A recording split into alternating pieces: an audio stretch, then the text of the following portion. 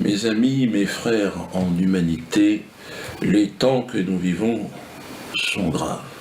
Ces temps couronnent l'avènement du charlatanisme, de la corruption, de la fausseté, des intrigues et des petits manèges de cour. Une nouvelle monarchie s'est sournoisement accaparé le trône de France.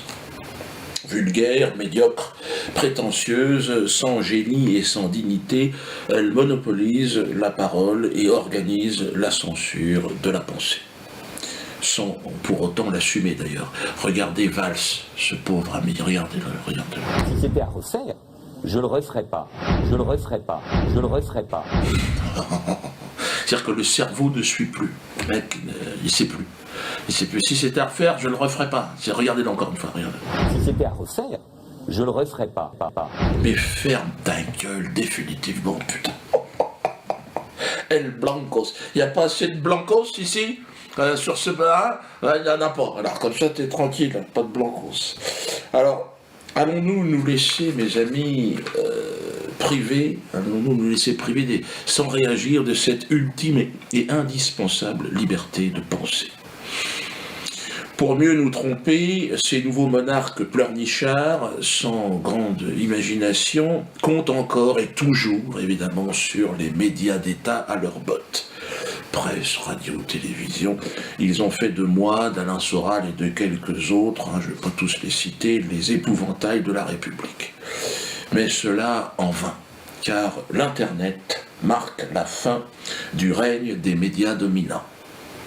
J'en parle avec d'autant plus d'amusement qu'ils me sollicitent nuit et jour, ces médias, pour les aider à faire un petit peu d'audimat, parce que ça devient difficile. Il y a Jean-Jacques Bourdin, tiens, regardez-le Jean-Jacques. J'aime bien Jean-Jacques, mais il fait le con aussi, regardez-le. Moi je l'ai invité, Dieudonné. Je l'ai invité à venir face à moi le matin. Il ne répond pas. Vous savez pourquoi il ne répond pas? Jamais. Parce qu'il est dans l'ambiguïté en permanence. Oui. Il cultive l'ambiguïté. Tu vois Jean-Jacques, tu m'invites et je peux pas venir, mais bon, faudrait peut-être te renseigner. Si j'ai refusé ton invitation, c'est sûrement et simplement parce que j'ai trop de travail, j'ai trop de boulot. Je joue 2 fois, voire 3 fois par soir au Théâtre de la Main d'Or. Donc c'est pas pour me lever à 6h30 pour aller discuter avec toi sur ton plateau, je sais pas où c'est d'ailleurs. En plus je joue mon spectacle à Souzoa, donc aussi en tournée. Donc une partie de la semaine, je suis même pas là. D'ailleurs je serai à Avignon, le 21, notez-le. De toute façon c'est complet Avignon, malheureusement 5000 places, c'est déjà fini. Et Toulouse, il reste de la place à Toulouse, donc n'hésitez pas à Toulouse. Je sais qu'il y a des manifestations qui s'organisent, si vous voulez me parler à Toulouse, on peut organiser un débat. Bon, je sais que vous ne voulez pas débattre avec moi, mais enfin je vous le précise. Biarritz, le 14 mars, est annulé, parce qu'ils ont des problèmes de plancher. Apparemment il y a des souris qui ont mangé... Bon, ce qui est bizarre, c'est que juste avant, ils ont un spectacle de danse du Bolchoï. 180, je crois, sur scène, ça tient. Mais le lendemain, pour moi, alors bon, on va voir, le tribunal va nous dire. Donc tous les gens de Biarritz, rendez-vous à Pau le 13 mars, c'est une journée avant. C'est au Zénith, là il y a de la place. Par contre, vous êtes obligé de vous faire rembourser votre ticket, parce que c'est comme ça, ils nous emmerdent encore, que je vous dise. Donc vous faites rembourser votre ticket, les gens de Biarritz, et venez à Pau. Donc Jean-Jacques, pour finir, c'est pas que je refuse le débat, mais c'est que, bon, j'ai du travail comme je te l'ai dit, puis on joue pas dans la même cour. Oh, dis donc Gigi, toi qui bosses pour RMC, pour BFM TV, 2 entreprises en difficulté au passage. Ouais, ça marche pas du tout, t'as vu les audimats que vous faites, c'est de la merde, non? Et puis c'est sous perfusion avec le fric d'Alain Veil. Alain Veil et puis un petit peu de pognon de Monaco aussi. Donc tu vas pas me donner de leçons de morale sur un. Je crois que le mieux c'est de la fermer. Non, mais c'est complètement foireux. Alain Veil, d'ailleurs, ton patron, Jean-Jacques Bourdin, ton patron, il a dit l'information est un produit marketing comme les autres. Donc toi, tu es un produit pour lui. Donc, et c'est vrai que c'est un produit. Donc aujourd'hui, les gens, ils vont sur Internet parce qu'il y a tous les produits, c'est gratoche. Puis ils ont plus envie de s'emmerder avec ta publicité. Toi, vous donnez du fric. Les gens en ont marre de vous, Jean-Jacques. Donc, moi, ce que je te propose, Jean-Jacques, à ce moment-là, c'est que tu viennes ici, dans mon bureau. Là, je peux te laisser un petit espace. Parce que tu sais que cette vidéo fera plus de débat que n'importe laquelle de tes émissions. Même quand tu invites le président d'Israël, ou d'autres, enfin, peu importe. Mais ici, tu es sûr que si tu as un truc à vendre, si tu veux changer de carrière et faire un truc sur Internet et que tu n'es pas de patron, ben, tu viens ici, tu peux lancer ton truc. Moi, je suis prêt à discuter avec toi. Mais c'est normal que ce soit toi qui viennes, hein, parce que c'est logique que je joue à domicile, puisque c'est moi le plus performant. Hein, dans une société normale, c'est comme ça que ça se passe. Hein. Donc il y a un petit coup de pouce que je peux te donner. Donc combien de temps réfléchis, c'est une invitation, mais elle est limitée dans le temps.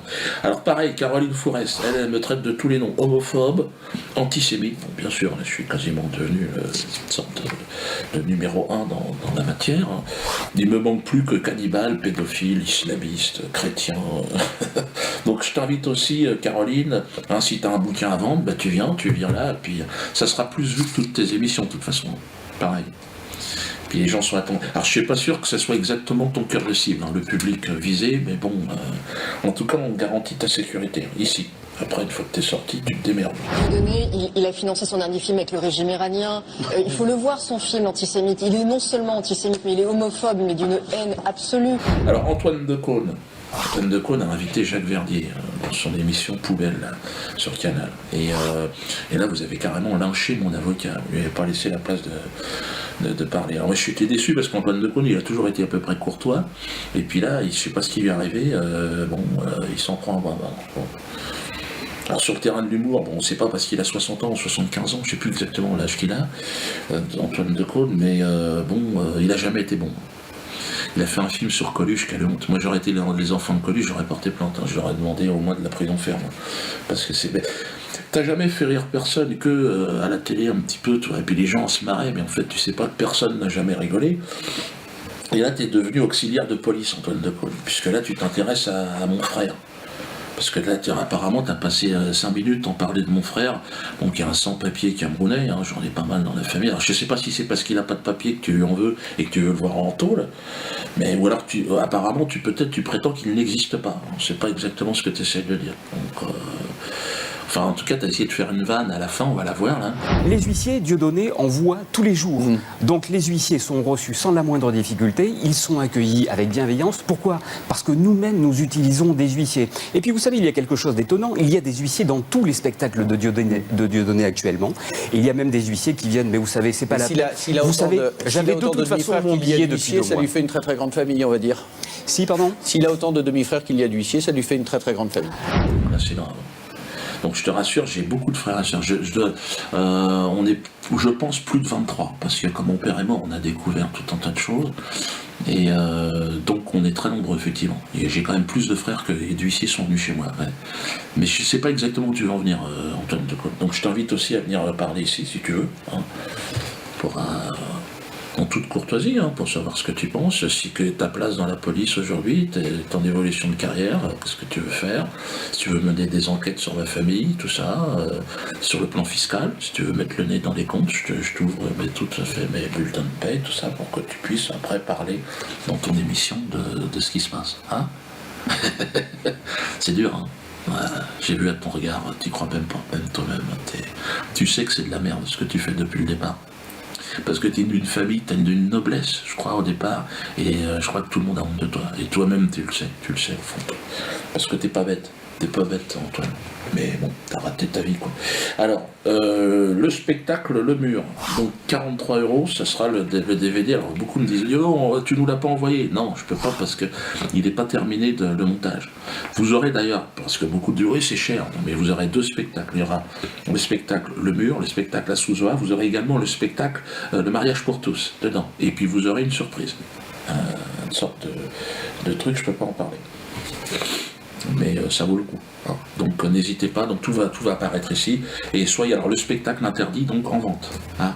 Donc on a trouvé un système juridique pour le vendre. Donc n'hésitez pas, hein, vous pouvez vous le procurer. Michael Bedos, ou Fernand Bedos. Alors lui, il m'a parlé de moi, il voudrait que je lui réponde non. Je te répondrai pas, Michael, parce que déjà j'ai pas de parler, je répondrai à ton père. Je veux ton tuteur légal. Moi, j'ai pas à discuter à un mec qui s'est fait choper encore là par la patrouille. Je sais pas quoi t'as insulté, je sais pas qui. Pas si tu te drogues, tu t'encules. Bon. Et donc moi, ce que je veux, c'est parler à ton tuteur légal. Et pour te répondre, je vais faire parler mon neveu. Hein, c'est normal. Hein, les vieux avec les vieux, les jeunes avec les jeunes. Donc c'est celui qui est derrière la caméra. T'es prêt? Mais tu t'en fous, tu verras. De toute façon, tu peux pas être plus mauvais que lui. Allez, viens. Voilà. Vas-y. C'est rien. Allez, comment ça marche cette caméra? Ah, attends. Vas-y, prends ma place. Tu veux mes lunettes? Voilà. Ah, Manu,